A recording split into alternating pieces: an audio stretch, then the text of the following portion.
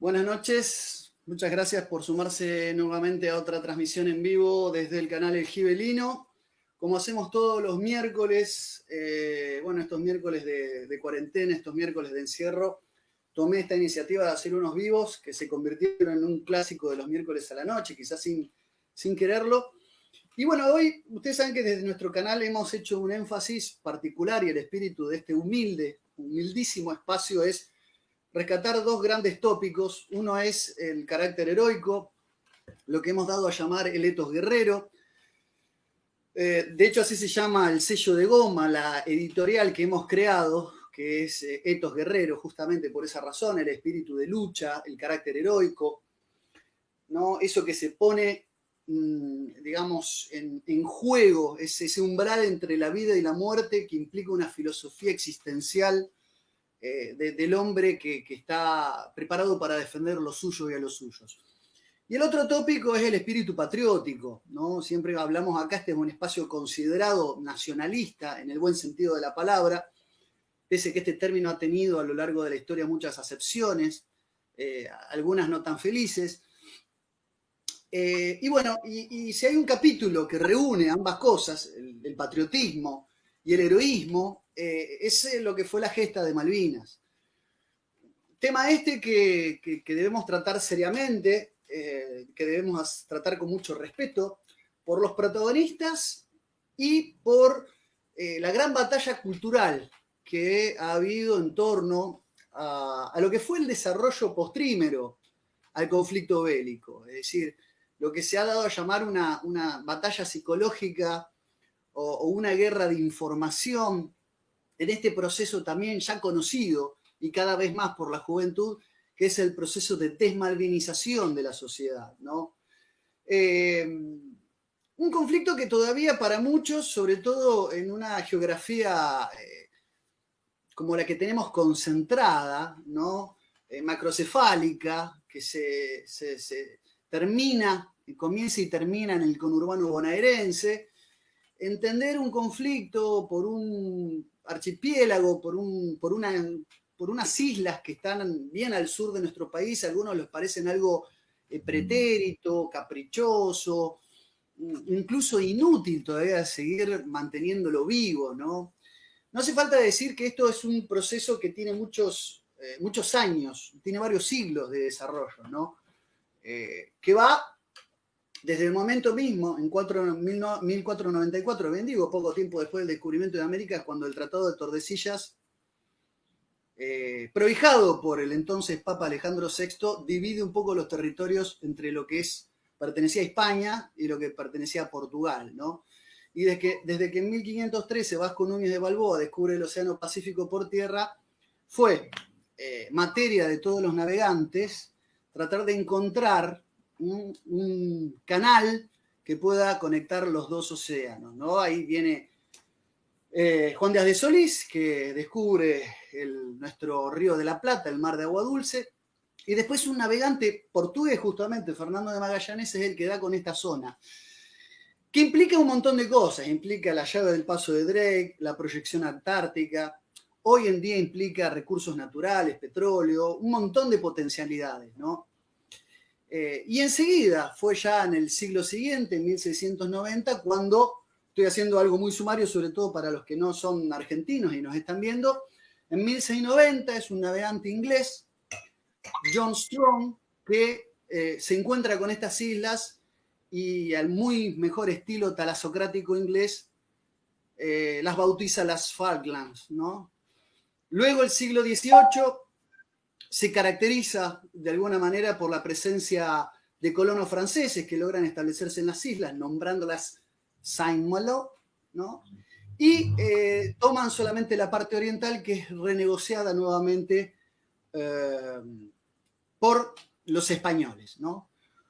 Después de lo que fue la borbonización en España en el siglo XVIII, y lo que fue el virreinato del Río de la Plata, donde se pone bajo la égida del Río de la Plata la custodia de estas islas por parte de España, el conflicto se adormece de alguna manera, pero resurge en el siglo XIX, ¿no? después de la independencia. De hecho, es a partir de 1833 cuando los ingleses vuelven a ocuparlo. Un siglo y medio va a durar toda esta ocupación, ¿no? Son los ingleses los que encuentran esa oportunidad en los procesos independentistas para volver a ocupar las islas. Y finalmente es en la década de 1960, entiendo que Naciones Unidas se expide en función de este conflicto, se expide de manera determinante, se pronunció de manera determinante de que los legítimos propietarios de estas tierras, eran los argentinos.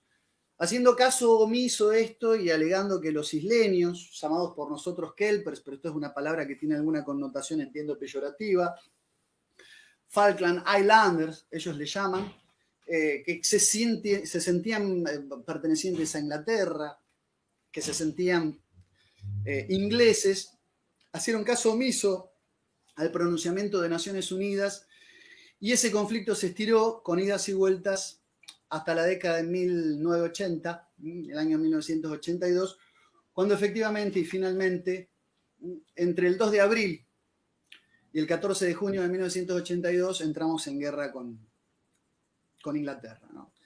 Digo este proceso, y con el perdón de lo sumario, de la cronología histórica que hago, simplemente para incluir a algún desavisado o a personas que no necesariamente conocen bien el desenlace y el desenvolvimiento de estos hechos y que son significativos porque es una cosa de larga data, no es una cosa repentina.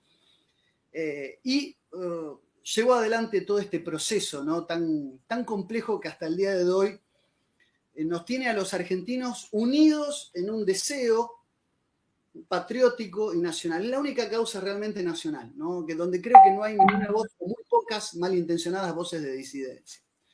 En este contexto me acompaña hoy Nicolás Casanseu, a quien le doy ya mismo la bienvenida, que fue único corresponsal de guerra de este conflicto armado, que duró de los 75 días que duró el conflicto de Malvinas, 55 estuvo presencia ahí. Creo que es la voz más autorizada para hablar del tema, y además es una de las personas que ha dado una batalla sin igual respecto del proceso de desmalvinización, ¿no? De esta batalla cultural e ideológica, y lo ha hecho, me parece que de manera acertada. Y hoy con la proliferación de las redes sociales, se está empezando a escuchar más, y me parece muy importante y muy oportuno tenerlo en este espacio. Es autor de 2 libros sobre el tema, Malvinas a sangre y fuego, y La pasión según Malvinas. También recomendable, después voy a poner en pantalla y le vamos a estar preguntando cómo los podemos adquirir. Nicolás Casanseu, ¿cómo le va? Buenas noches. Buenas noches, Lucas. Bueno, Nicolás, gracias ante todo por aceptar esta invitación. Ya hay bastantes personas conectadas, se siguen sumando, y el chat va a estar también al rojo vivo, así que después vamos a dar lugar a algunas de las preguntas. Casanseu, en ocasión de tener un encuentro de palabras con usted, hará cosa de año y medio, 2 años, en FM Radio Latina, junto a Hugo López, periodista rosarino que si nos está viendo, si después bien diferido este programa, le mando un fuerte abrazo, un fuerte saludo. Usted dijo una frase que a mí me impactó mucho, me quedé con esa frase, que dijo que los militares, durante el conflicto armado, refiriéndose a la junta militar, en las postrimerías del autodenominado proceso de reorganización nacional, los militares trataron de ocultar las miserias en torno a la guerra. Y Alfonsín, los demócratas argentinos, intentaron ocultar sus glorias. Creo que así más o menos recitaba esta frase que yo le escuché, que a mí me impactó mucho, porque si hay alguien que ha tratado de ser reivindicado como un prócer de la vuelta de la democracia a este momento, es la figura de Raúl Ricardo Alfonsín. Usted me podría, y la gente que nos está viendo, podría un poco desarrollar esta expresión. Primero corríjame si es así la frase, pero a mí me impactó mucho y me gustaría que si la podríamos desmenuzar un poco. ¿A qué se refiere con esto de unos ocultaron sus miserias y otros quisieron ocultar sus glorias? Bueno, es cierto, una perversa confluencia de 2 ocultamientos. El nuevo hombre fuerte del régimen militar, a la caída de Galtieri, el general Cristino Nicolaides, lisa y llanamente decretó: Malvinas no ha existido. Ese es el motivo por el cual escondieron a los combatientes, los llevaron a sus casas en transportes con las ventanas ocultas, no los dejaron hablar con la prensa, los dejaron realmente abandonados, no les dieron contención psiquiátrica, psicológica, no les dieron trabajo inclusive. Y los militares obviamente hicieron esto, los de la junta militar, porque tenían la cola sucia y querían ocultar todo, y ahí se ocultaría también la mala conducción de la guerra y otros errores y horrores. ¿Qué pasó? Cuando asume el gobierno civil de Alfonsín, se da una cuestión que es realmente muy ilustrativa de cómo la petite histoire, como dicen los franceses, muchas veces condiciona la gran historia. Y este es un dato que mucha gente no lo conoce. Alfonsín había querido ser militar. Alfonsín integró una camada del liceo militar compuesta, entre otros, por Galtieri, el general Arguindegui en el futuro y Anaya, un cuarteto que se las traía. Y aparentemente Galtieri era el que le hacía bullying a Alfonsín y Arguindegui era el que lo defendía. Y esa relación de amor, de odio, siguió toda la vida, como muchas veces pasa. De hecho, cuando empiezan a meter presos a los militares del llamado proceso, meten presos a todos menos a Arguindegui, que debería haber ido preso primero si vamos a hablar de desaparecidos, porque era el ministro del Interior de Videla, o sea, el responsable número 1 de la seguridad de los ciudadanos, y no fue preso porque era amigo de Alfonsín. De hecho, Arguindegui vivió sin que lo molestaran prácticamente hasta su muerte.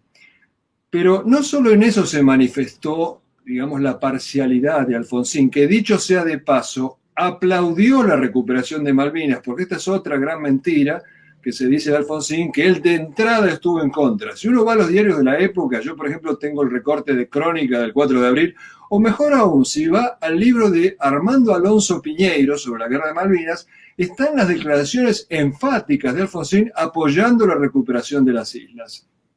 Pero como decía yo, Alfonsín no se limitó, digamos, a proteger a Arguindegui o sentir odio hacia Galtieri, sino que proyectó ese odio personal hacia Galtieri a todo lo que tuviera que ver con él y particularmente a la guerra de Malvinas. Porque Alfonsín no era ningún tonto y se daba cuenta que mal o bien Galtieri tenía ganado un pie de página en la historia argentina por haber estado en ese momento en el poder. Y él también quería entrar en la historia. De hecho, él proyecta llevar la capital a Carmen de Patagones, Viedma. Y cuando un periodista le pregunta, pero presidente Alfonsín, esto va a salir muy caro, la respuesta de él fue, también fue muy cara la guerra de Malvinas, seguía compitiendo con Galtieri. De hecho, es realmente asombroso el odio de Alfonsín a la causa Malvinas, porque no solamente prohibió conmemorar el 2 de abril. Justicia poética, el 2 de abril lo enterró a él, porque él muere, lo entierran un 2 de abril. Pero no solo eso, él, por ejemplo, le molestaba que los restos del primer héroe de Malvinas, Yaquino, tuvieran un sitial de honor en Puerto Belgrano, y ordenó sacar esos restos, se metió con un finado y los transportaron a Mar del Plata, donde los dejaron arrumbados en un lugar horrible, hasta que tiempo después alguien hizo un lugar mucho más digno de este héroe de la patria. Alfonsín era un hombre que no sentía ninguna empatía con los combatientes la pasaron muy mal después de volver al país. Como digo, había abandono de personas, no les daban trabajo, estaban estigmatizados, y cuando se dirigieron a Alfonsín, la respuesta de Alfonsín fue que le pidan ayuda a aquellos que los mandaron a la guerra. Una total falta de sensibilidad para los combatientes. Clarísimo, Casanseu. Incluso usted siempre hace la disquisición cuando enseguida aparece, porque, digamos, este proceso de estas ideas fuerzas, como usted le llama, que son flagrantes mentiras en torno a Malvinas, está en el tema de los suicidios y demás, y muchos lo atribuyen a la secuela de guerra inmediata y no al maltrato y la postergación que recibieron después, ¿no? Inmediatamente después de la guerra. Y esto es importante, cómo se ha querido hacer una asociación falsa entre lo que se vivió el infierno, que son solamente las miserias de parte de los militares, ¿no? Porque después podemos hablar del caso de Mario Benjamín Menéndez y de los que estaban cómodamente esperando la rendición y mientras los conscriptos iban a pelear y a dar la cara. Pero digo, hay también una asociación falsa entre el suicidio o el estado de depresión en que cayeron muchos excombatientes, solamente con las situaciones terroríficas que se vivieron en la guerra y no como resultado de todo un maltrato y un manoseo político que vino, con posterioridad, ¿no es cierto? Claro, porque todo combatiente se sabe hoy que en mayor o menor grado sufre después de la guerra el llamado síndrome de estrés postraumático. Para minimizar esos efectos, bueno, necesita contención. Acá no solamente no se le dio contención, sino que no se les daba trabajo. Los combatientes iban orgullosos con su papelito de haber participado en el conflicto y se daban cuenta que no conseguían trabajo hasta que dejaron de decir que eran combatientes de Malvinas. Y aún así se fijaban si era clase 62 y 63 y evitaban darles trabajo. Entonces esto, sumado a esa campaña de desmalvinización feroz que repetía ideas fuerzas muchas veces nacidas de la propaganda británica y sobre todo una muy terrible, y es que ellos fueron a la guerra por un general borracho. ¿Qué puede haber más terrible para romperle el espinazo de la autoestima a un soldado que decirle fue inútil, tonto, fuiste por un borracho? Y esto, además de ser terrible y cruel, es una mentira. Yo hice una investigación y Galtieri no era alcohólico. Probablemente debería haber sido fusilado por otros motivos, pero ese no era el motivo por el cual había que estigmatizarlo. ¿Y por qué lo hicieron igual? Porque primero es muy fácil. Galtieri tenía una voz medio aguardentosa, tenía problemas de presión alta y a veces parecía que se bamboleaba, pero era un problema de alta presión. Galtieri era de modales toscos y entonces un periodista, un fotógrafo le saca una foto con un vaso en la mano y ya está, alcohólico. Yo hablé con gente que estuvo muy cercana a él y todos coinciden en que si bien podía tomarse un vaso de whisky o un vaso de vino, nunca fue alcohólico. Pero fue deleteria la acción de ese mito de que era borracho, porque realmente todo el dolor sufrido, los pesares, el hambre, el frío, ver caer a sus camaradas y después te digan, fuiste por un general que un día se despertó borracho, es realmente para matarse. Y muchos se mataron.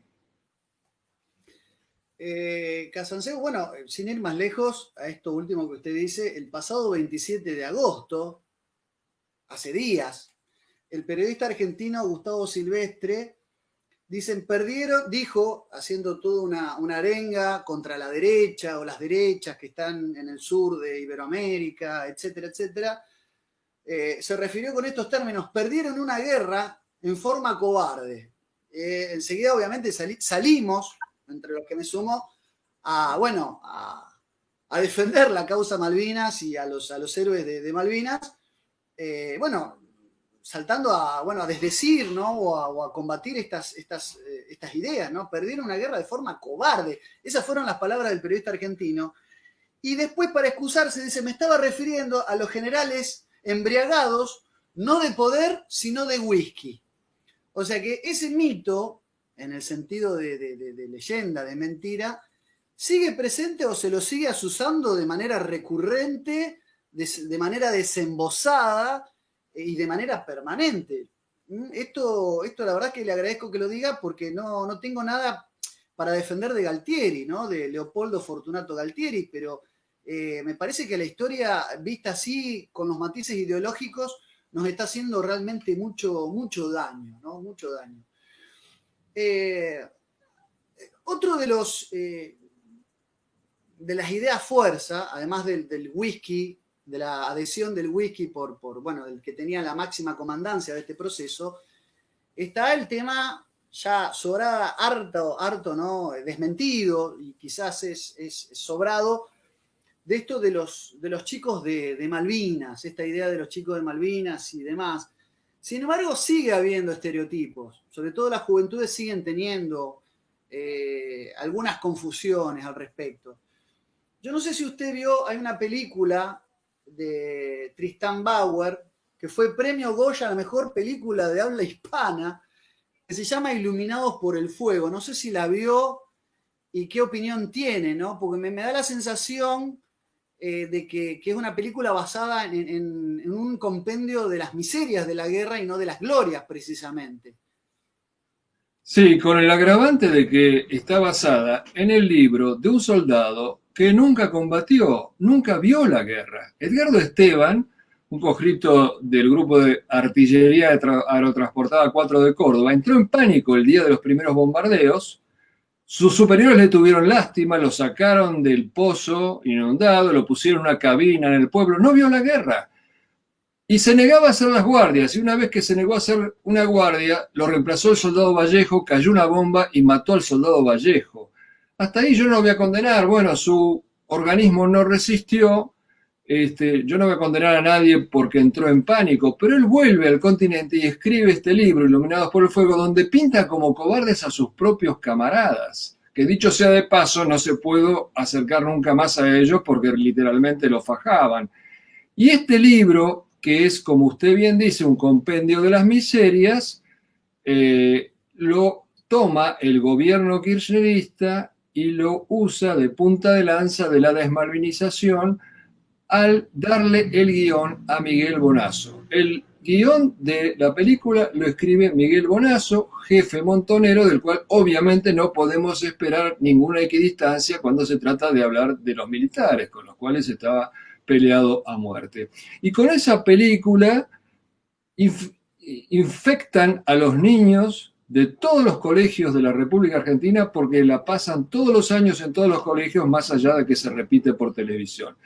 Una película basada en un libro de un cobarde que no vio la guerra, que además fue convertido por Cristina Kirchner en el referente de Malvinas. Al único soldado de Malvinas que Cristina Kirchner mencionaba los 2 de abril era a Edgardo Esteban, su protegido, se lo llevaba consigo en los viajes, y ahora, de premio, lo han nombrado nada menos que director del Museo Nacional de Malvinas, que obviamente sería mejor llamarlo antimuseo antinacional de Malvinas. Clarísimo y contundente sus expresiones, Casanseu. Me gustaría que hablemos ahora de Nicolás Casanseu en Malvinas. Usted es, digamos, como periodista y su cobertura, ¿no? Y la valía que eso implicó, incluso fue reconocido como un héroe de guerra, igualmente que sus compañeros allá. Dijo en varias oportunidades haber recopilado información que fue destruido en un 95%, con lo cual, digamos, usted se ha convertido en testimonio vivo de aquel acontecimiento, porque además de tener un sensor que lo acompañaba a todos lados, su trabajo en aquellas tierras, ¿no? en nuestras Malvinas, estuvo no solamente filtrado in situ, sino a posteriori, pasaba por muchos filtros, incluso fue, insisto, en gran parte, si no en casi su totalidad, destruido. Y eso motivó, entiendo, a escribir el primero de sus libros. Esto es así como el manejo de la información, a mí me interesa, y por qué, digamos, esa hazaña con su figura. Entiendo que es el proceso de desmalvinización y demás, pero digo, no había ningún otro testigo que pudiera avalar lo que usted dice, digamos, utilizar información complementaria. Entiendo que usted fue la única cobertura oficial del entonces Canal 7. Entiendo que Telam iba a ser también una cobertura que al final nunca aconteció y encima lo poco que informó mintió. Me gustaría que nos cuente brevemente, sumariamente, esa experiencia periodística en lo que fue la gesta. Bueno, primero y principal, de ninguna manera soy un héroe, ¿no? Pero el tema es que siempre, se ha dicho desde hace siglos, la primera baja en toda guerra es la verdad. Los gobiernos usan la desinformación como un arma más. Entonces el periodista puede elegir ser un propagandista o seguir siendo periodista. Yo elegí seguir siendo periodista. Y a mí me censuraban en Malvinas, enviaba mi material al continente, no era la época de los satélites, no se podía enviar vía satélite, yo no tenía retorno, no sabía qué se emitía y qué no, Y solo al volver me di cuenta de que el 90 al 95% de mi material había sido destruido. Además, según testimonio de mis compañeros de Canal 7.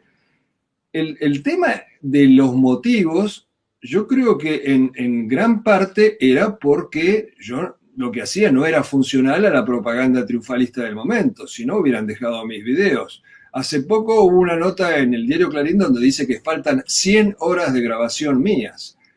Pero además había otro factor que yo creo que es la estupidez de los censores, porque censuraban por si las moscas.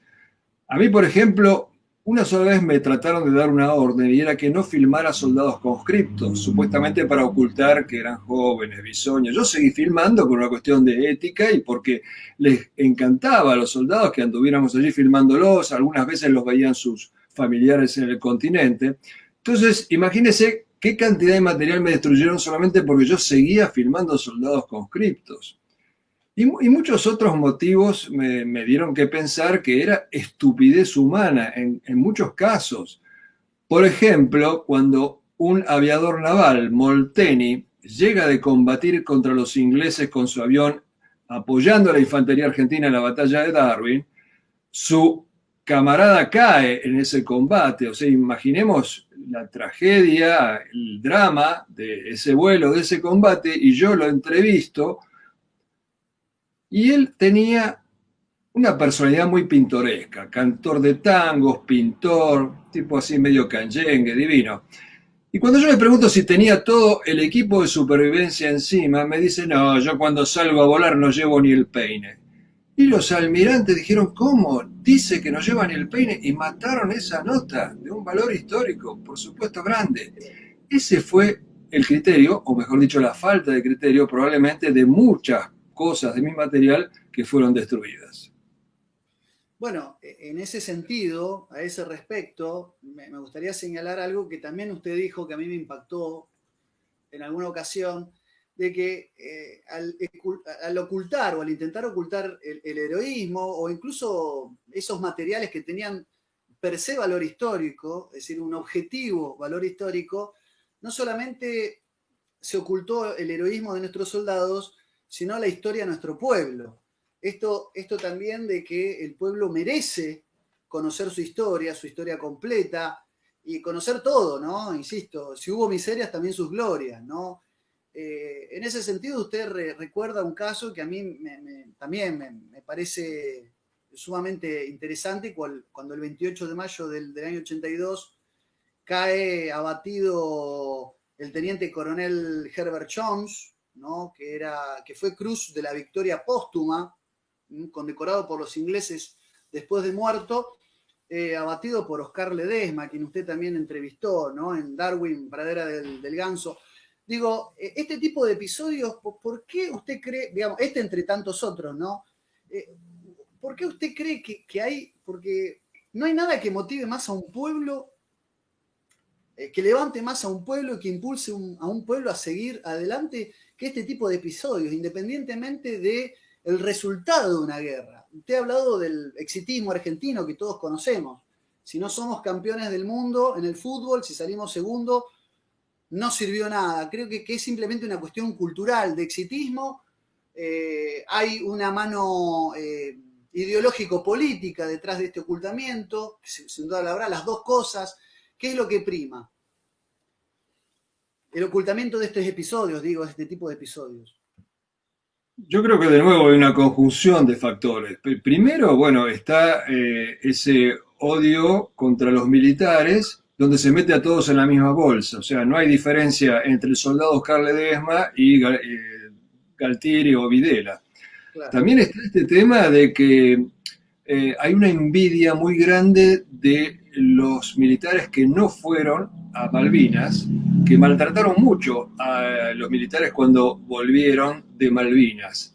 No solo los soldados la pasaron mal, también la pasaron mal los cuadros, por esta cuestión tan terrible humana que es la envidia. También está esta cuestión, yo creo que es la fundamental, es que a los políticos no les conviene tener arquetipos que sean héroes reales, porque el arquetipo del héroe real, el heroísmo, eleva a la población. Es una vara alta. El heroísmo es como una levadura que no muere nunca, actúa siempre, cohesionando a la población en un sentido de nacionalidad. Y evidentemente es mucho más fácil para los políticos manejar un pueblo que tiene héroes de pie de barro, como algún personaje de la farándula, algún futbolista, y no estos héroes reales que son arquetipos que elevan a la población, y elevada una población es mucho más difícil llevarla de las narices, saquearla, mentirle. Y yo creo que también por eso es que no se quiere que se conozcan nuestros héroes, porque no hay una manera de explicarlo más suave que esta. Nosotros somos los más fanfarrones del mundo probablemente, nos jactamos de todo, desde el fútbol hasta la virome, hasta lo que se nos ocurra, y de esto que legítimamente podemos jactarnos de haber tenido combatientes que eran leones, y muchos de ellos 18 años, no lo hacemos. Ahí evidentemente está esa mano negra de que no quiere que nuestro pueblo se levante tratando de reflejarse en el espejo de los héroes.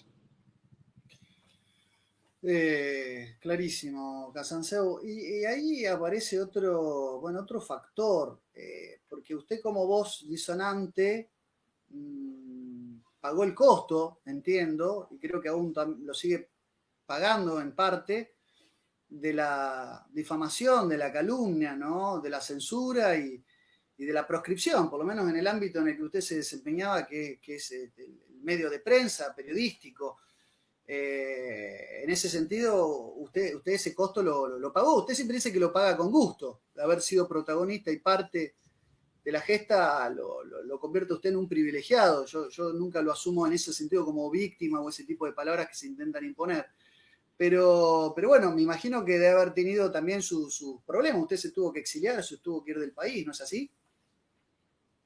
Bueno, sí, primero me dejó sin trabajo la propia junta militar, me hicieron una opereta de desprestigio y después caí en la volteada con Alfonsín. Alfonsín personalmente me prohibió, tengo todas las pruebas de ello, en este odio que irradiaba hacia todo lo que tuviera que ver con Malvinas, porque yo nunca me crucé con Alfonsín como para molestarlo de alguna manera. Aguanté todo lo que pude en el país hasta el 90, no me quería ir hasta que a la tercera oferta que me hicieron al exterior me fui para poder mantener a mi familia. Me fue muy bien afuera, hubiera preferido hacer mi carrera en mi país, pero inclusive cuando volví para radicarme definitivamente, mi idea era vivir, trabajar y morirme en mi país hace 5 años. Descubrí que tampoco tenía cabida en lo que había sido lo mío, la televisión. Sigo siendo un proscripto, increíblemente. Pero bueno, no solo asumo con gusto el costo de haber estado codo a codo con nuestros soldados en esa guerra, sino que también me beneficia en el sentido que cuando uno es periodista y trabaja todos los días, no tiene tiempo para escribir los libros que uno siempre hubiera querido pergeñar, entonces ahora estoy dedicado a eso, además de dar charlas de Malvinas. Está muy bien. Sí, yo creo que en parte, me permito colegir una explicación, no se debe solamente a su participación en aquel acontecimiento histórico, emblemático, patriótico, sino también a su discurso, Casanseu. Usted tiene un discurso que es políticamente incorrecto, es decir, la visión que usted nos trae de Malvinas, la cual yo celebro en lo personal, sin adular a nadie gratuitamente, porque nunca lo hago, pero la visión que usted trae y que sigue diciendo es lo que lo mantiene siempre en estado marginal, si se quiere, de los grandes medios hegemónicos. Entiendo yo que es así. No solamente su participación, sino de haber visto mucho, incluso de haber visto demasiado, sino que después usted siguió militando, y le agradezco, insisto, que lo haya hecho así, siguió militando una visión de la historia que no es la que mejor se, digamos, acomodaba a los intereses de la politiquería partidocrática de la vuelta de la democracia hasta nuestros días, entiendo yo, ¿no? Antimilitarista, antifuerzas de seguridad, antifronteras, antipatria, llamémosle. Yo doy mis opiniones, soy un entrevistador poco ortodoxo, yo, digamos, entre pregunta y pregunta también doy mi opinión, así que discúlpeme que me apasiona un poco, pero digo, me parece que en el caso suyo, Casanseu, no es solamente lo que vio y lo que sabe, que es mucho, por cierto, sino también la posición que tiene tomada y la convicción que tiene respecto de lo que fue ese conflicto armado y todo lo que implicaba. Sí, pero es una posición más bien de sentido común. Yo no No, reivindico lógico. el militarismo como tal. Yo digo que una nación no puede subsistir sin fuerzas armadas y en este momento carecemos de fuerzas armadas, por ejemplo. Yo soy de Sí, alguna sí. manera así una piedra en el zapato de los que quieren contar una versión sesgada de Malvinas o que quieren que nos olvidemos de que necesitamos Fuerzas Armadas. Y para tener Fuerzas Armadas lo primero que necesitamos es que el pueblo abandone esta visión negra donde se mezcla a Videla con el soldado Oscar Ledesma. Es ridículo que 40 años después, porque existieron Videla y Macera, hoy no tengamos derecho a tener fuerzas armadas de disuasión para evitar, por ejemplo, que nos saqueen el mar argentino o que mañana vengan por nuestras riquezas alimenticias, petrolíferas, etcétera. No, no, estoy de acuerdo. Precisamente eso hoy se ha convertido en una idea políticamente incorrecta, lamentablemente. Ya sé que es de sentido común. Hoy tener sentido común es ser políticamente incorrecto, así que estamos de acuerdo en ese punto, sin lugar a dudas. No, Casanseu, me refiero a que no soy un extremista tirabombas. Me dio mucha risa no, porque un amigo no, de la Fuerza Aérea se encontró con el periodista estrella de Clarín, Van der Koy, y le dijo, che, Casanseu tendría que trabajar en TN. Y la respuesta fue, no, mirá, no creo, porque él habla sin filtro. Lo que debería ser un mérito, digamos, en un periodista, en este caso, es lo que me cierra las puertas para entrar a trabajar, según este periodista. el, el periodismo se ha transformado hace tiempo en el arte del engaño. Pero bueno, por eso los medios alternativos estamos teniendo tanto peso y tanto asidero, sin quererlo también, ¿no? Digo, me incluyo a mí, lo incluyo a usted, salvando la distancia, y no es porque me compare, pero hoy solamente reivindicar ciertas causas ya nos ponen en un estado de marginalidad, y con eso también de reivindicación por la población, porque la población Casanseu creo que está ávida de voces como la suya, de saber la verdadera historia de las cosas, necesita héroes, y le están arrebatando los pocos que tiene, ¿no? Ya nos están haciendo críticas iconoclastas de nuestros próceres, ¿no? Nos quedamos sin San Martín, sin Belgrano, bueno, ni hablar de los héroes de Malvinas. En esta distinción que usted hace de lo que fueron los soldados conscriptos, los soldados que también, insisto, mal llamado chico por el solo hecho de tener 18, 19 años, que es la edad promedio de todos los ejércitos a lo largo del mundo, a través de toda la historia. Usted cita siempre un poco la figura de Menéndez como el gobernador militar que no solamente no hizo nada por y para estimular a los verdaderos héroes de Malvinas, sino que se quedó refugiado esperando el momento de la rendición. Digamos, no comparemos a Videla, a Macera, a Gosti, a Galtieri con los soldados de Malvinas, pero hubo también oficiales y generales que estuvieron cercanos al conflicto y que jugaron un papel, entiendo, bastante pobre o endeble, ¿no? Para ganar la batalla, sobre todo para la moralización de los soldados. Sí, lamentablemente se dio esto que a mí en ese momento me llenó de asombro, porque se supone que los generales eran personas que habían estudiado para la guerra y tenían una oportunidad única en, no sé, más de un siglo de historia argentina de tener una guerra noble, limpia. Tendrían que haber matado por poder ir al frente, tenían que haber soñado con ascender al rango inmediato superior de general, que es el de general muerto en combate, o por lo menos herido en combate, y no les importó para nada. No solo los 4 generales que había en las islas, también los 30 y pico que había en el continente, ni siquiera la curiosidad profesional de decir estamos en guerra, me subo un Hércules, voy a ver cómo es esto de una guerra en serio. No lo hicieron. Y yo me he gastado la cesera pensando por qué. Y bueno, uno de los motivos que se me ocurre es que eran generales de escritorio de una larga época de paz, donde no había necesidad de jugarse. O sea, después de más de 100 años de que no había ninguna guerra convencional, la carrera militar se convirtió de alguna manera en una carrera burocrática, no había un riesgo físico. Quizá por eso también, aunque no es el único motivo, es que los pilotos se destacaron tanto, porque ya en la misma profesión de piloto, subirse a un monomotor significa jugarse la vida, porque se planta ese único monomotor y chau. Más allá de que tuvieron una educación producto de la influencia de un pensador nacionalista, Jordán Bruno Yenta, que hasta los mismos ingleses reconocen el factor Yenta en la guerra de Malvinas. Pero yo me acuerdo cuando yo era chico, la propaganda para entrar al Colegio Militar de la Nación era: joven argentino, fórjese un brillante porvenir. Y a mí se me ocurría que no, tenía que decir: joven argentino, si quiere arrastrarse en el barro, arriesgarse a que lo maten, pasarla mal, pero ama a su patria, bueno, entonces sí entre, si no, no.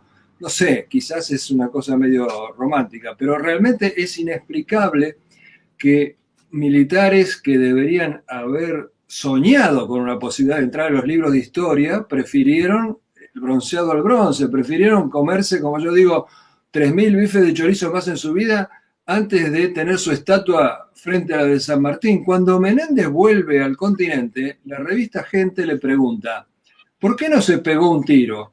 Y él contestó: no lo hice porque soy más útil a mi patria vivo que muerto. ¿Útil de qué manera? ¿Comiendo asados después? Sí, sí, sí, lamentable, la verdad es que lamentable. Y aparte ese arrojo, ese instante de gloria. Yo sé que es difícil, a ver, es mucho más fácil teorizarlo que estar ahí, vivirlo. Usted lo presenció, ¿no? En carne propia. Ahora, lamentable que los generales, que son, insisto, el ejemplo, hayan tenido esa pusilanimidad, ¿no? Ante lo que fue el conflicto. Usted siempre, Casanseu, se ha referido a lo que se vivió como una primacía del amor al prójimo, ¿no? Esta cuestión del que da la vida por un amigo. No hay amor más grande que dar la vida por un amigo. Se le ha escuchado esta frase que es bíblica, que es casi un mandamiento para los cristianos. No sé, me gustaría en este momento, si usted quisiera recordar algunos episodios que reflejen de la manera, bueno, más ilustrativa esto de los soldados que dieron su vida por sus amigos, en el fondo, por sus compatriotas, por otros soldados. Sí, que es la forma del amor a la patria, porque el amor a la patria es un concepto muy abstracto, casi una entelequia, una cosa muy hermosa, pero que en la guerra se refleja en justamente eso, en el amor al soldado que tenés a la derecha y el que tenés a la izquierda. Y hay muchos casos de ese amor al prójimo abnegado, o sea, negándose a sí mismo, como por ejemplo el caso de un piloto de Pucará que yo tuve el honor de conocer, Miguel Ángel Jiménez, el Sombra, su indicativo, que cada vez que había una misión decía: yo soy soltero, fulano es casado, mándame a mí, no mandes a fulano que tiene hijos, mándame a mí. Y así un día salió en misión y no volvió, por amor al prójimo.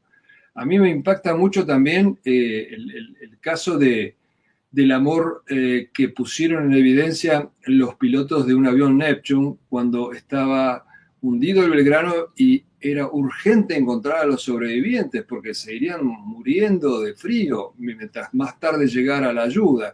Y este avión viejísimo vuela todo el tiempo que puede hasta que llega al punto desde el cual se tiene que volver porque si no se cae al agua porque no le va a alcanzar el combustible. Y no encontraron a nadie. Entonces el comandante le dice a la tripulación: sigamos buscando. Y están de acuerdo y se juegan la vida, vuelan media hora más, descubren las balsas. Y no solo eso, sino que con el límite del combustible, el comandante dice: el buque más próximo argentino va a demorar 1 hora y los radares no van a divisar las balsas y me tengo que quedar, y se queda orbitando encima de las balsas, lanzando bengalas, dándoles ánimo hasta que llega el Piedrabuena. Recién ahí se despide y vuelve al continente con la última gota de combustible. Ya estaba dispuesto a amerizar. Eso es amor. Increíble, increíble, increíble. Déjeme decirle, Casanseu, y lo digo sin exagerar, yo nací en el año 79. Por obvias razones era un crío en pañales cuando pasó esto, pero si tuviera que expresar una palabra lo que siento cuando lo escucho y cuenta estas cosas, siento una sana envidia. Se lo digo en serio, sin exagerar. Siento una sana envidia porque usted haber presenciado esos actos heroicos a mí me devuelven las ganas de ser argentino. Se lo digo de todo corazón. Mire que yo en serio no adulo gratuitamente. Siento una sana envidia por lo que vivió para bien y para mal, ¿no? Incluso los momentos de persecución, porque en aquel momento yo creo que se pusieron esas cosas en juego y es lo que todo argentino, creo que los más jóvenes, yo ya tengo 40, ya soy de una generación donde no puedo más que reproducir o tratar de reavivar de manera ya incluso desfasada desde el punto de vista etario, generacional, tratar de reavivar este fervor y este apasionamiento por por lo que fue la historia de Malvinas a las generaciones de venideras, ¿no? Así que si tuviera que expresarlo en una palabra es eso, siento una sana envidia por lo que usted presenció y por esos momentos que usted describe. Me gustaría, si quisiera, yo voy tirando así cosas al azar, hay un compendio de frases donde la valía de los soldados argentinos se mide, el calibre de un hombre, dice una frase, un famoso proverbio, se mide por el calibre de los enemigos que cosecha. Y hay innumerables frases de generales ingleses que hablan del daño que le producían los argentinos, las bajas que tenían. Incluso hay ingleses que llegaron a decir que estuvieron a punto de irse con un soplo, un suspiro más de las fuerzas enemigas, se pegaban la vuelta o se replegaban. Me gustaría que a Sanssouci, también en este ánimo también de incentivar el fervoroso, el ubérrimo apasionamiento que podemos generar en los jóvenes, pudiera contar alguna de de esas frases o de esos dichos de los enemigos acerca de lo que fueron los héroes y los combatientes desde nuestras filas argentinas, ¿no? Bueno, los ingleses, todos los altos jefes militares y aún los cuadros, hablan del heroísmo de los soldados, no solo de los pilotos, es un tema aparte que por supuesto se llenan de admiración hablando de ellos. Cuenta uno de ellos, por ejemplo, que ve venir a los aviones argentinos que antes de tirar la bomba los saludan a los tripulantes ingleses. O sea, cosa realmente digna de película, pero te lo cuenta el enemigo y tenés que creerlo. El almirante Woodward, el jefe de la flota, es justamente el que, después de enumerar en su diario del 14 de junio todas las bajas que tenía producto de los ataques de la aviación argentina, dice esta frase que usted menciona: si los argentinos pudieran soplarnos, nos caemos. 14 de junio, día en que Menéndez se rinde sin haber dado nunca una orden de ataque ni de contraataque, porque Menéndez en realidad llegó rendido a las islas, no que se rindió el 14. Hay un suboficial que cuenta que estaban atacando el Monte Longdon de noche, porque después de lo mucho que les costó la batalla diurna de Darwin, nunca más atacaron de día. Y él cuenta que sale de detrás de una roca un soldado argentino, les dice: «¡Hey, hombre!», y empieza a disparar desde la cintura. Mata al soldado inglés que estaba delante de quien relata y hiere al que estaba relatando. Y el que relata dice que para desalojar al soldado argentino de detrás de esa roca tuvieron que tirarle con un misil antitanque. Está la historia parecida también del soldado Miguel Ángel Falcón, que la cuenta su jefe, el teniente Castañeda, que contraataca en Monte Longdon y cuando quedan medio aferrados en las rocas tiroteándose con los ingleses, también sale al descubierto disparando y puteando a los ingleses hasta que lo atraviesa una ráfaga de ametralladora. Y después nos vienen a decir que no les peleamos de igual a igual. O sea, es una gran injusticia para con nuestros soldados, que los reconocen los ingleses, y en muchos argentinos, cuando vos les hablás o les haces escuchar lo que dicen los ingleses, hay un reparo en creerlo, en comprárselo, entre comillas, como que les duele reconocer que todo lo que pensaron durante 30 años es falso. Claro, sí.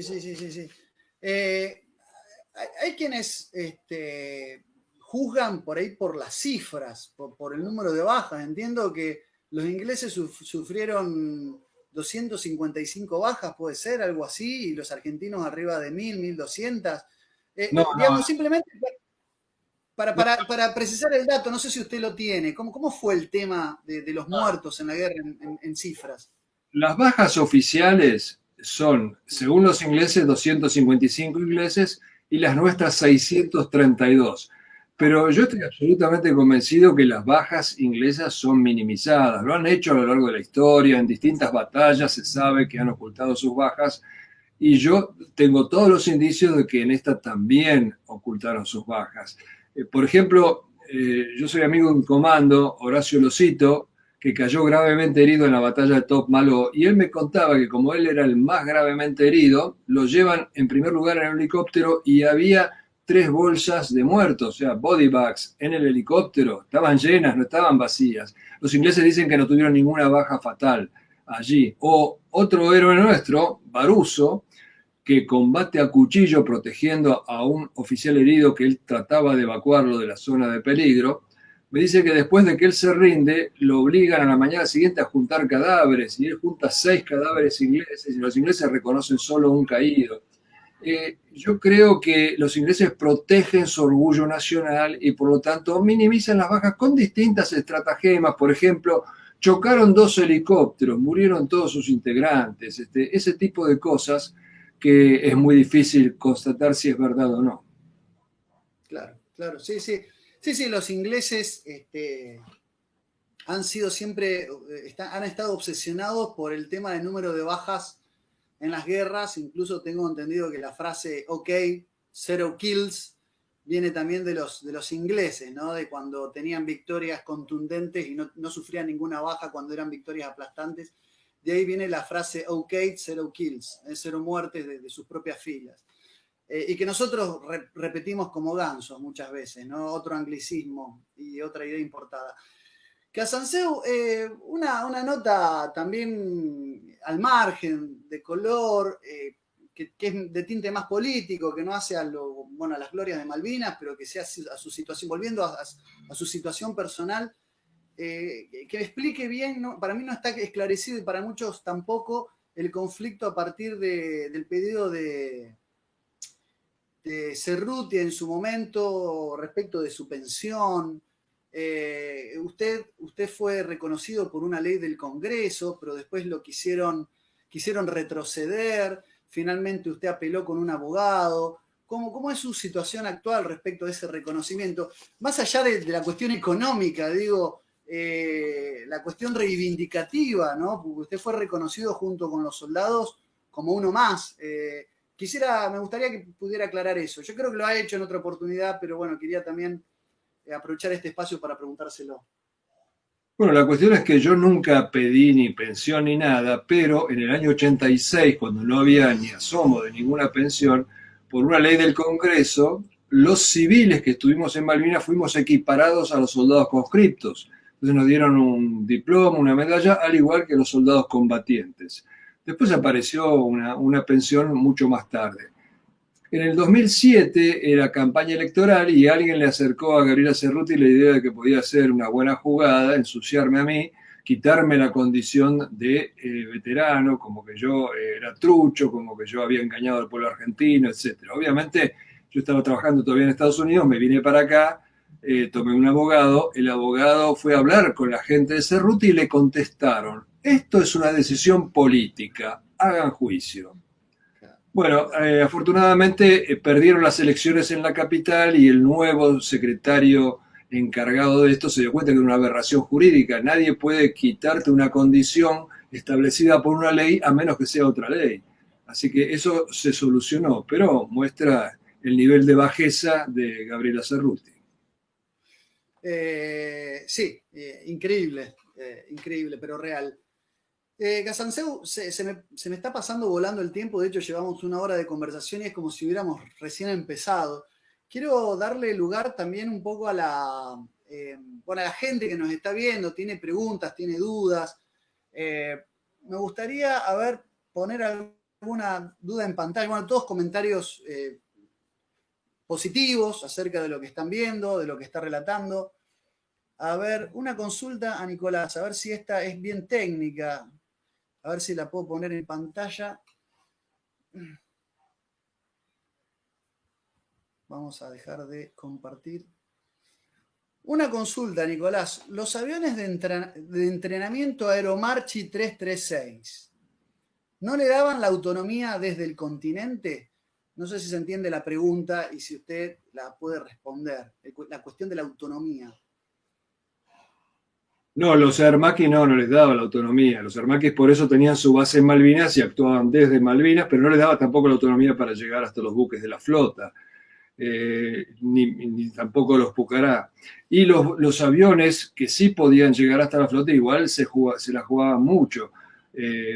Casi siempre había que hacer reabastecimiento en vuelo de ida y de vuelta, y en el caso de que no hicieran reabastecimiento, por ejemplo, un A4, como pasó cuando Sylvester y otros dos camaradas hicieron el último ataque contra la Arden, me contaba Sylvester, que no podían demorarse ni 2 minutos en el combate. Lo que podían hacer es pasar sobre el barco, tirarle la bomba y enfilar directamente hacia el continente, porque si no se caían al agua. Estaban totalmente jugados en extremo con el tema del combustible. Claro. A ver, otra acá, vamos a ver. Estoy seleccionando algunas preguntas como para darle participación a la gente que está realmente muy enganchada. A ver, acá tenemos a Sebastián Alcántara. Una pregunta, ¿de qué cree que se trató en el fondo la guerra? ¿Qué piensa de la versión que fue un plan inglés para reforzar las islas? Totalmente. Inglaterra y sus aliados necesitaban una base en el Atlántico Sur porque ya la OTAN no tenía bases allí, se había cerrado años atrás la base que tenía en Sudáfrica.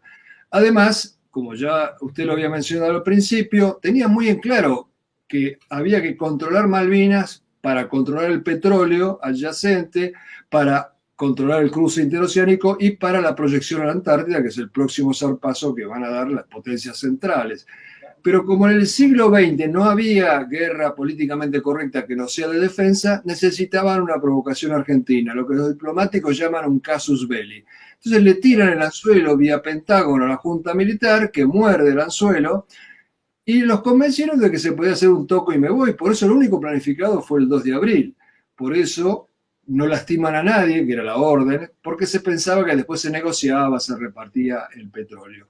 Cuando Galtieri se da cuenta que los ingleses vienen en serio, que cayó en una trampa, que Estados Unidos no va a ser neutral, le dice a su ministro de defensa, Frugoli, saquemos las tropas de las islas. Y Frugoli le dice, no podemos, la gente nos cuelga en Plaza de Mayo, porque la gente había salido a plebiscitar la recuperación de las islas, cocinaba, tejía, donaba, se anotaba de voluntaria, había 200.000 voluntarios civiles mayores de edad, porque había también miles de jóvenes de 16, 17 años que se iban a anotar para ir a pelear a Malvinas. Si no se entiende esto, no se puede entender Malvinas, porque los generales del proceso, que no tuvieron el coraje de combatir a la guerrilla terrorista, asesina, marxista, con la ley en la mano y de día como se tenía que haber hecho, ¿se iban a animar a una guerra contra la OTAN? No, si no se entiende que cayeron en una trampa y que la guerra la buscó y la consiguió Inglaterra, no se puede entender Malvinas.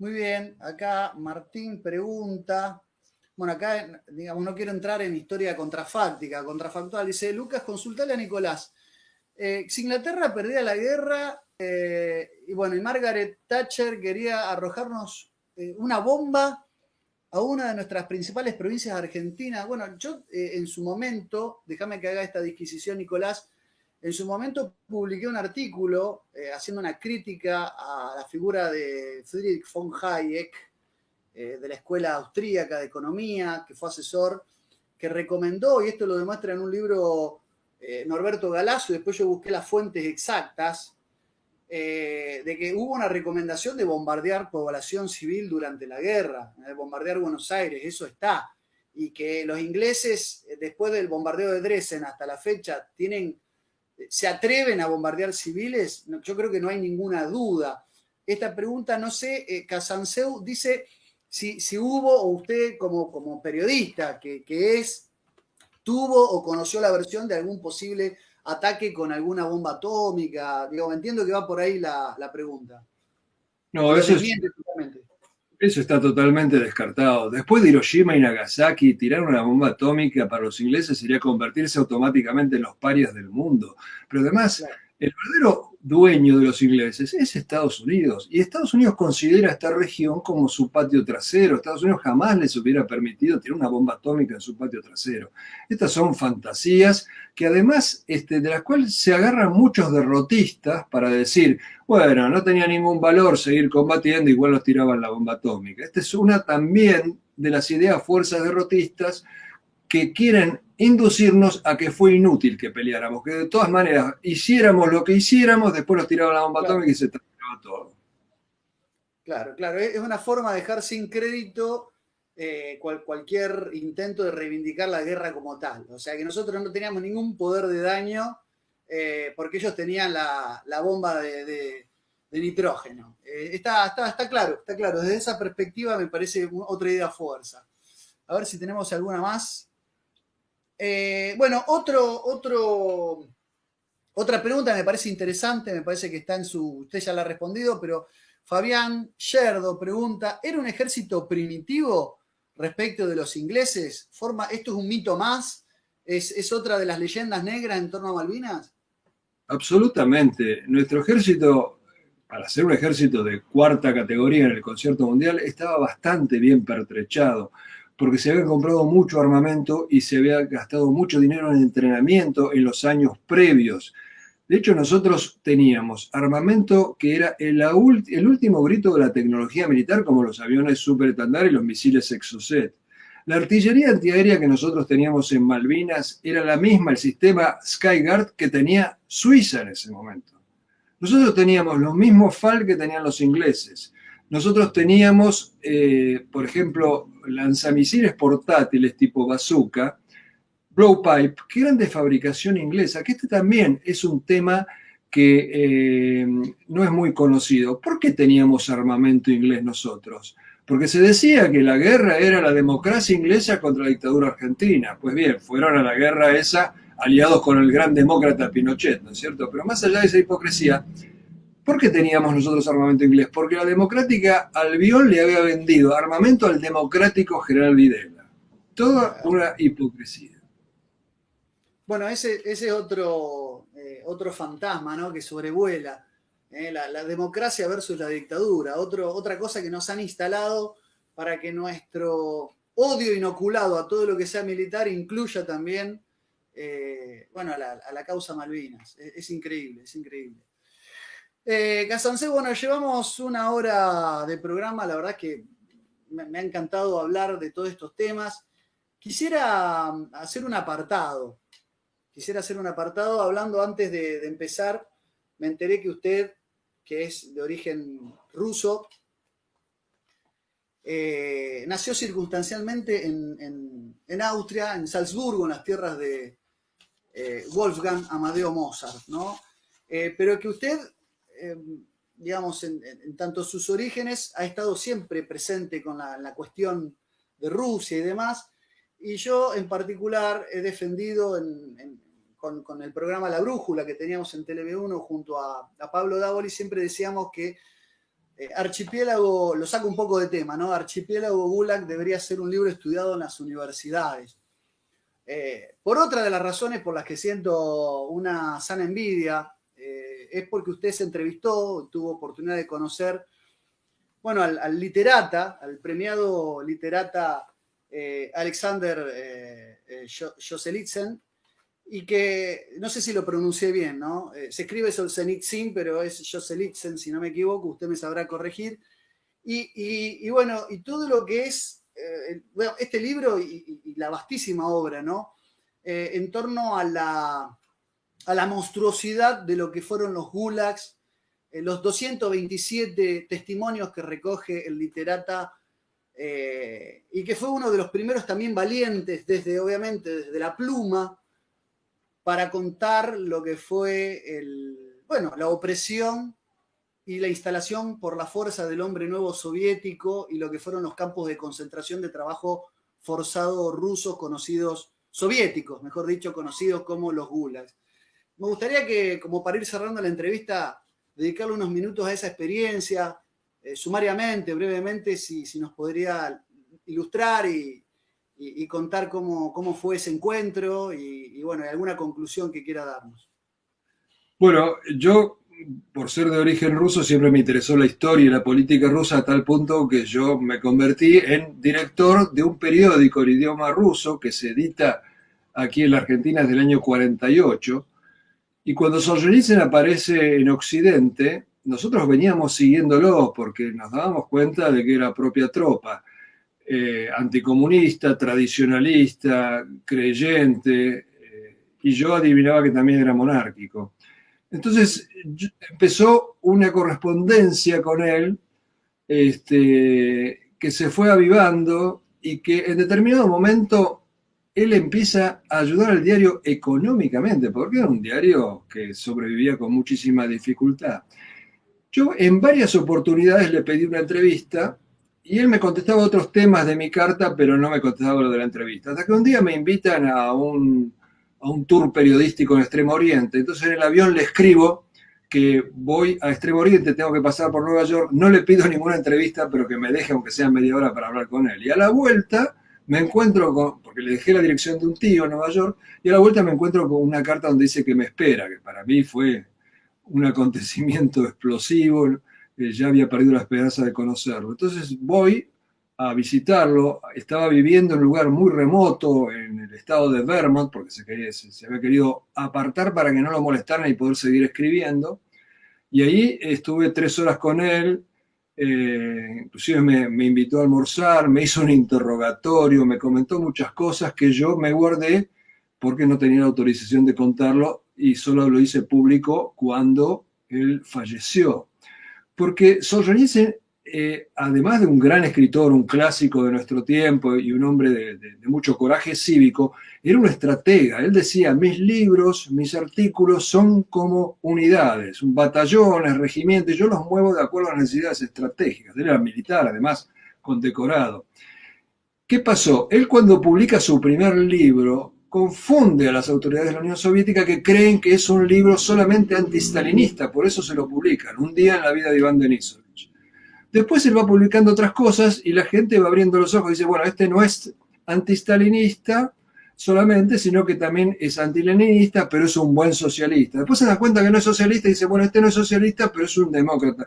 Cuando él va mostrando las cartas, terminan espantándose y las termina de mostrar en esa charla famosa que hizo en la Universidad de Harvard, donde esperaban los norteamericanos que él elogiara el American Way of Life y los destruye, les dice que son materialistas, que se ha instalado la cobardía en la civilización americana, y entonces a partir de ahí ya lo condenan y ya lo llaman, dicen que es el nuevo ayatollah, que es un fundamentalista, que es un extremista, y la pasa realmente bastante mal también en Estados Unidos. Sí, es una figura muy interesante, o sea, biográfica y literariamente.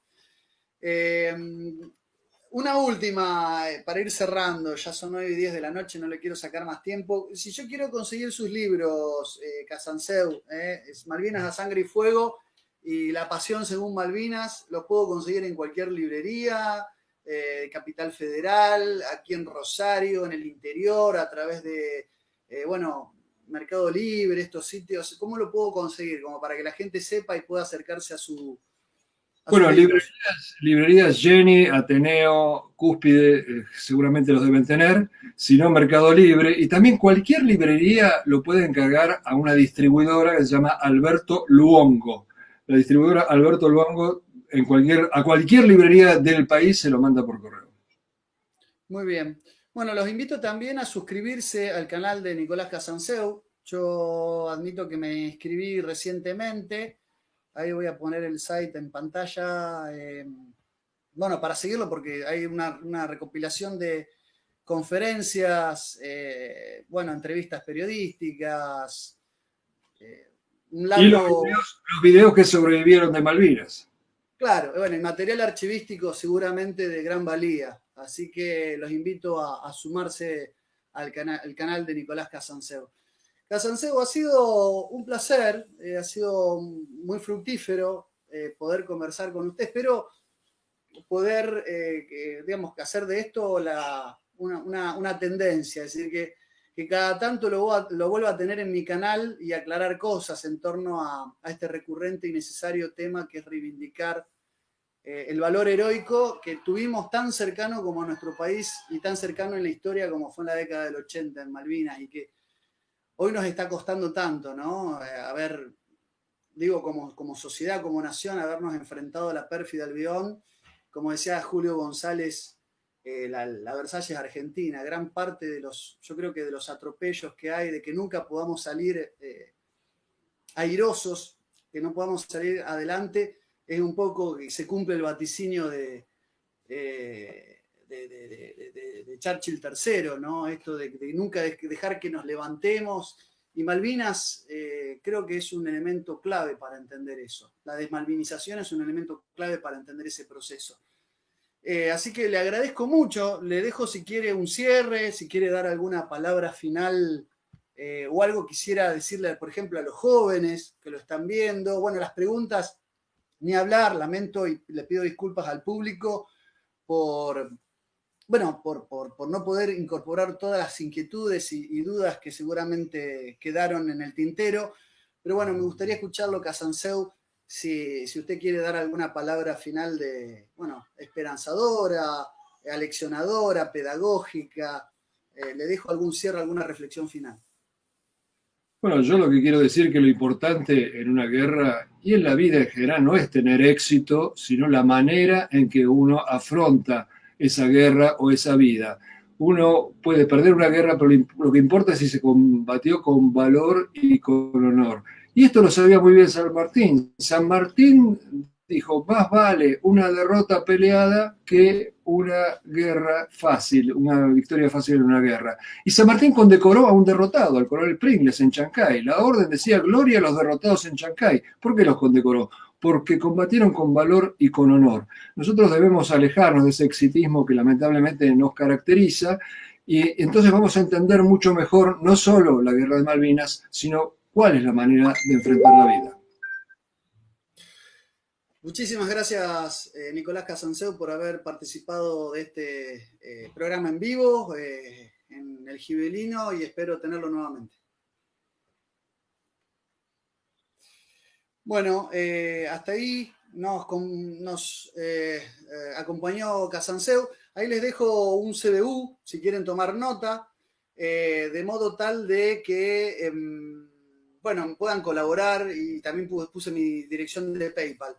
Les agradezco mucho por haber estado, nuevamente reivindicando los valores patrióticos y el espíritu heroico.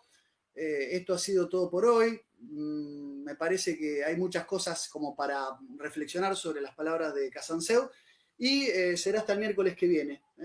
Muy amables a todos por haberme acompañado y su colaboración va a hacer que yo pueda seguir creciendo con el canal. Por eso también ahora incorporé esto del CBU y de la cuenta de PayPal, o son otros canales de colaboración. Esto ha sido otro capítulo más, ¿no?, de los vivos por el Gibelino. Muchas gracias a todos por estar.